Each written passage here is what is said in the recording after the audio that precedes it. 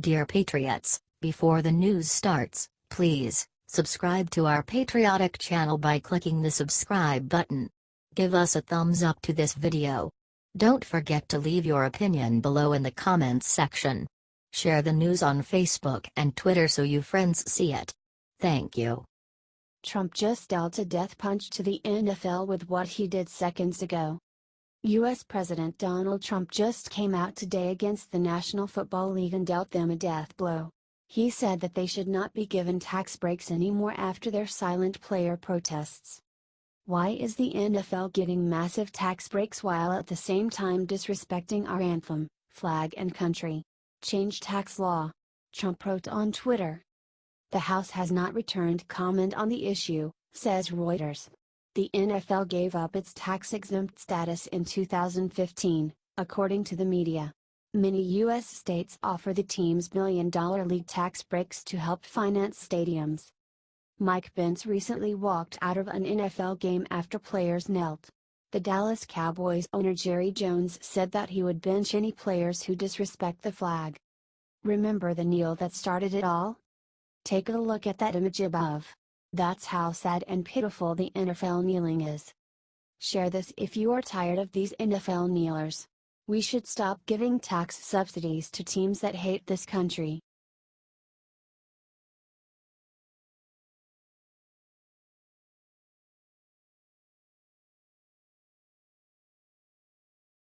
Whoa! Police change timeline of Vegas shooting, then another shocking new detail emerges. With each passing day we're learning more and more about the life of Las Vegas mass murderer Stephen Paddock. We already know the 64-year-old's father was once on the FBI's most wanted list for escaping prison. His brother, Eric, says Stephen was a retired multimillionaire. The Islamic State has taken credit for the shooting. Also, nearly 24 rifles were found in Paddock's hotel room. It is now being reported that Paddock fired over 200 rounds into his hotel hallway in an attempt to kill a security guard. Yes, 200 rounds, per Times of Israel. Las Vegas, AP, law enforcement authorities on Monday made a significant change to the timeline of the Las Vegas mass shooting, saying the gunman shot a hotel security guard before he opened fire on concert-goers. Paddock, who had installed 3 cameras to monitor the approach to his suite, opened fire through the door, spraying 200 shots down the hall and wounding the guard, who alerted other security officials, Lombardo said. A few minutes later, Paddock began a 10-minute killing spree that killed 58 people in the deadliest mass shooting in modern U.S. history, Lombardo said. Paddock also vacationed on over 20 cruises. Some of them went to Muslim-dominated nations like Jordan and United Arab Emirates. That's not all. There was a cell phone charger found in Paddock's room at the Mandalay Bay that did not fit his phone, per NBC News. Investigators are trying to nail down whether anyone else was in the hotel suite reserved by the Las Vegas gunman during the time he was registered there, multiple senior law enforcement officials briefed on the investigation into the shooting told NBC News. The investigators are puzzled by 2 discoveries. First, a charger was found that does not match any of the cell phones that belonged to Stephen Paddock, the man who killed himself inside the Mandalay Bay Resort and Casino after sending a barrage of bullets down on a crowd of 22,000 people below. HT, writes Scoop.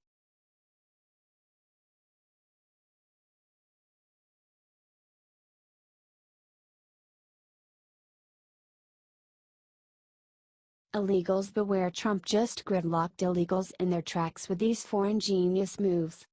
One of the biggest reason patriots voted for President Trump is his tough stance on illegal immigration. Sure, we've all heard a lot about the wall, but Trump has other moves that are at least as important. In addition to the wall, Trump's plan would remove the incentives for illegal immigrants to come to America in the first place. In other words, we wouldn't even need a wall. Here's some of what he has proposed to Congress. Make sure employers don't hire them. Trump has proposed mandatory use by employers of E-Verify, which would check the immigration status of all job applicants. Also, he proposes punishing employers who hire illegal immigrants at the expense of American workers. Criminalize visa violations, Trump proposes making it a crime to overstay a visa. About 40% of illegals entered the U.S. on a valid visa but never return home after it expired. Stop fraudulent asylum claims. Trump proposes higher standards of proof regarding claims of fear of persecution and penalties for making frivolous claims. Close loopholes that encourage parents to send children, alone, to America. These parents know that U.S. law does not allow for the kids to be sent home right away. Often, they just stay. And stay. And stay. Build the wall. Sure, we voted for a wall, and we want a wall, right? But what Trump is also proposing is just as good, if not better. Let's tell Congress that we are with Trump on this, by sharing this so many times and commenting "I support Trump." The Daily Caller.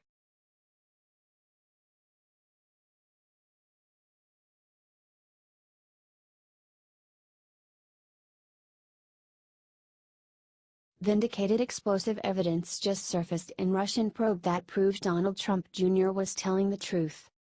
Donald Trump Jr. has been under attack by the left ever since he met with a Russian lawyer in New York before the election.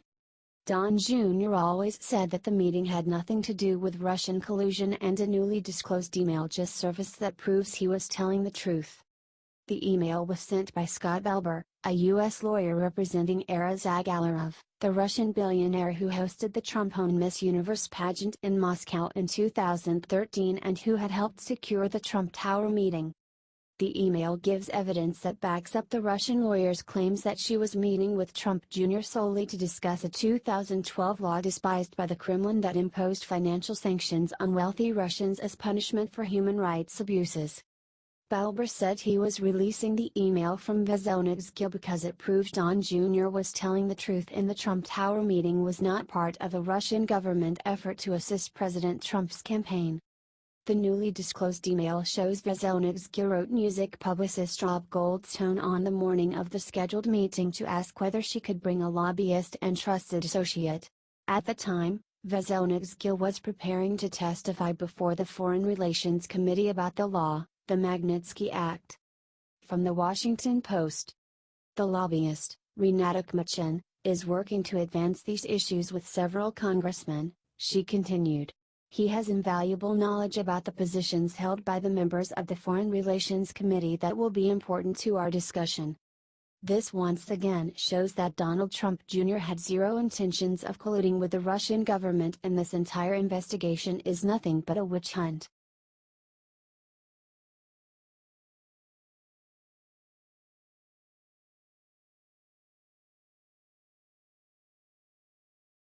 Oh boy.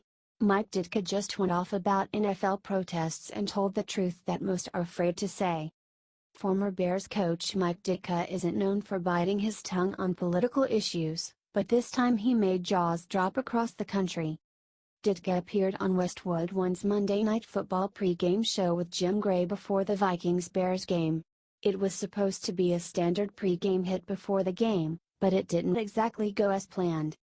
Ditka shared his feelings about NFL players disrespecting our flag, and he didn't hold back one bit. I don't see all the social injustice that some of these people see, Ditka said late in the interview. There has been no oppression in the last 100 years that I know of. Now maybe I'm not watching it as carefully as other people. I don't think it's the stage for protests, I'm sorry, he said. As Ditka continued, there was one statement he made that has the liberal media losing their minds. Yes, I don't care who you are, how much money you make, Ditka said. If you don't respect our country, then you shouldn't be in this country playing football. Go to another country and play football. If you had to go somewhere else and try to play the sport, you wouldn't have a job. If you don't respect this flag and this country, then you don't know what this is all about. I would say, adios. Asked about Muhammad Ali and Jesse Owens, and others, taking a stand for social justice, Ditka said. I don't know what social injustices there have been. Muhammad Ali rose to the top. Jesse Owens is one of the classiest individuals that ever lived. Is everything based on color? I don't see it that way. You have to be colorblind in this country. You have to look at a person for what he is and what he stands for and how he produces, not by the color of his skin. That has never had anything to do with anything. Ditka went on to say that he thinks that there is opportunity for everyone, no matter what race you are. If you want to work, if you want to try, if you want to put effort in, you can accomplish anything. And we have watched that throughout our history of our country. He also had a suggestion of how to really make a difference without disrespecting our men and women in uniform. You have a ballot box, you have an election. That's where you protest. You elect the person you want to be in office. And if you don't get that person in office, I think you respect the other one. Period. Amen. Mike Ditka.